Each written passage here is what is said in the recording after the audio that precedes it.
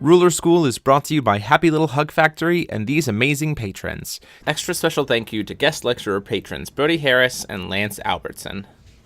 Thank you for your support. Enjoy the video. Hey there everybody, DMO73 here, bringing you the deck profile for the Lucifer Discard list that you saw me play earlier this week. It was designed by a player at my state's event, and I thought it was a very cool take on, the discard package of Lucifer, very cool way to handle it, so I thought I would bring it to you guys. Obviously, there is some room for improvement, and you could definitely take it into multiple colors, but I definitely think this is probably the strongest starting point for this deck as being a pure darkness deck. So we'll jump right in. Lucifer, obviously, on the front, Divinity 10, Judgment for 5, Energize for Darkness.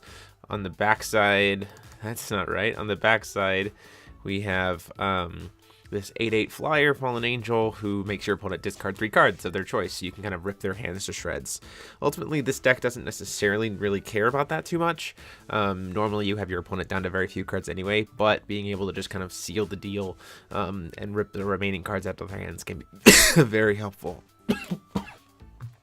Excuse me about that. Going into the stone deck, 4 Magic Stone of Corruption for additional discard, 4 Magic Stone of the Undead to mill. Main reason for the mill source is because we have the Disgrace Knight, so you can use this to kind of fill your deck and make Disgrace Knight more alive. And then 4 Stone of the Dark Castle to be able to get those mystery counters. Going into the main deck, we play 4 Skeleton Horde for some early aggression, as well as a really complimentary thing for Oborozuki and Joan d'Arc. For Oborozuki, obviously, for Joan d'Arc. So I'll go back to Oborozuki real quick. This deck isn't playing the rune that kills a J-Ruler, so Oborozuki turns into your J-Ruler killer. Also, you can really comfortably sacrifice the Skeleton Horde to turn her into a 8/8 flyer, and then you can also sacrifice Skeleton Hordes to use her neg effect.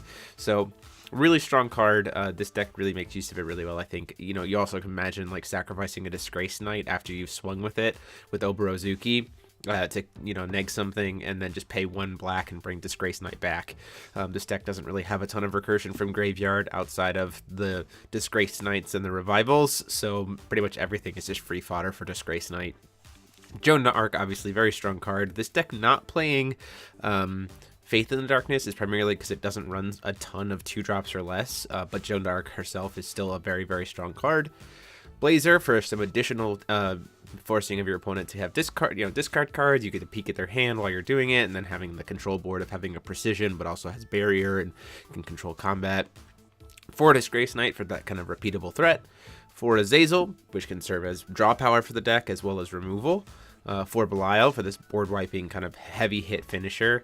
And then 4 Look of Corruption for discard, 3 Glint of Insight to combo really nicely off Look of Corruption, 2 Revival of the Clan to use those mystery counters as well to be able to bring back Resonators from the grave, and then 4 Life Severing Blade as spot removal. And then moving into the Rune Deck, it plays 1 Demon Division to be able to search for whatever it needs, a Sandstorm, which complements really nicely with Jet Black Wings for a total of 8 damage for 3 will, especially potentially based on if you do it on upkeep, 0 will, pay 3 during upkeep, Jet Black Wings, recover, cast Sandstorm for 0, 8 damage right there to the whole board.